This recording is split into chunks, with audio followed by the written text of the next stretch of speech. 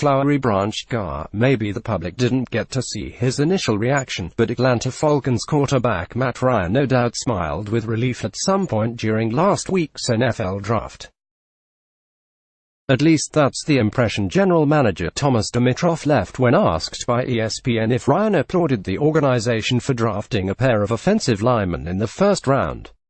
Ryan was sacked 42 times last season, the second highest total in his career. He texted me, and actually, he just said, "Thanks, I appreciate that a lot." Wow, Dimitroff said of Ryan's response. Protecting their $150 million franchise quarterback had to be the Falcons' top priority, no matter how many mock drafts had him targeting a defensive tackle or cornerback first. Team owner Arthur Blank hinted at the team's draft direction when he said in a phone interview, "I think we've got to get younger on the offensive line," before mentioning any other position. "Make no mistake about it, we knew what we needed to do this offseason, and that was to continue to fortify that line and make sure that we were protecting Matt," Dimitroff said. "And we weren't going to run into what we ran into last year." The Falcons indeed got younger, and they believe a little nastier, with the additions of 14th overall pick Chris Lindstrom, a guard from Boston College, and 31st overall pick Caleb McGarry, a right tackle from Washington. Maybe those additions will help the Falcons regain the same type of offensive swagger they had during the 2016 Super Bowl run, when they started the same offensive line in all 16 games, led the league at 33.8 points per game, and saw Ryan win the MVP. This latest draft was just the second time in team history the Falcons selected a pair of offensive linemen with the first two draft picks.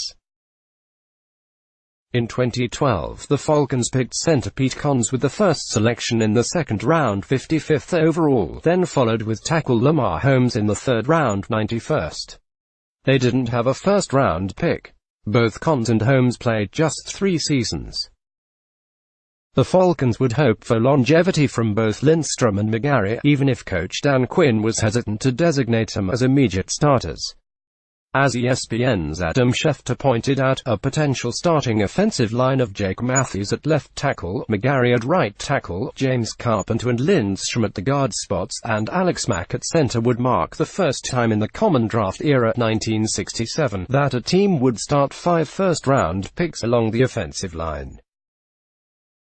Having a first-round line doesn't matter if you can't keep your quarterback upright.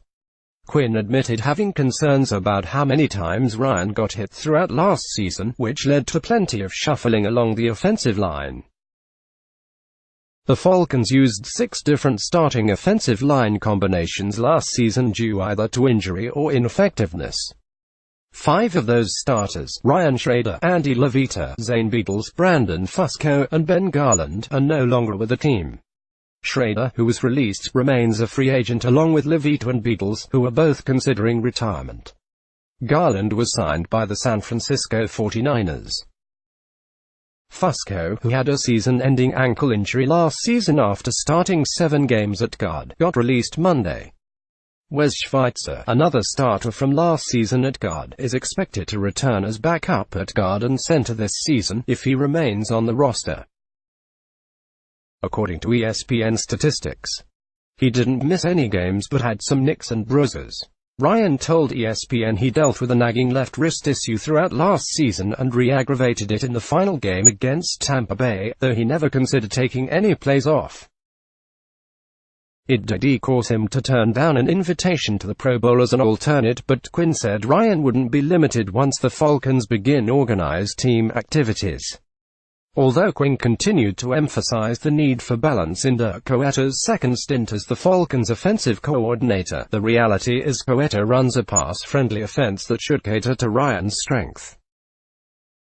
And Koetter won't be afraid to go down the field to Julio Jones or Calvin Ridley off play action, provided the line gives Ryan adequate time to throw.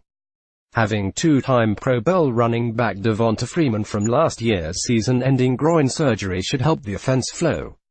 Plus, getting bigger up front with the offensive line additions could pave the way for more downhill blocking rather than stretch plays outside. Again, just because the Falcons drafted a pair of first-round defensive linemen and added 4 others as free agents, Carpenter, Hamon Brown, Adam Gettis and John Wetzel, doesn't mean all of their problems are solved. There will be an adjustment period for the rookies, with Lindstrom being asked to put on a little more weight for added power and McGarry probably not ready for the top pass rushes he could face early in the season, such as J.J. Watt and Danielle Hunter. And there is some uncertainty about Carpenter, a respected veteran who is coming off shoulder surgery. However, the line comes together. The Falcons can't afford to have embarrassing performances like they did against Pittsburgh last season, when Ryan was sacked 6 times and hit 14 times. Both Lindstrom and McGarry know protecting Ryan is the top priority. You're trying to establish a relationship with those guys, and you have a love for your teammates, and you don't want to see anything happen to them, especially with the quarterback. Lindstrom said, "Doing your job and being accountable, making sure that those guys aren't being touched, it's the reason why we're here as offensive linemen," said McGarry. "I can't wait to come and compete and try to contribute. Hopefully, do everything I can to help make Ryan and whoever else feel safe. That's a lineman's job, and that's all I want to do is my job."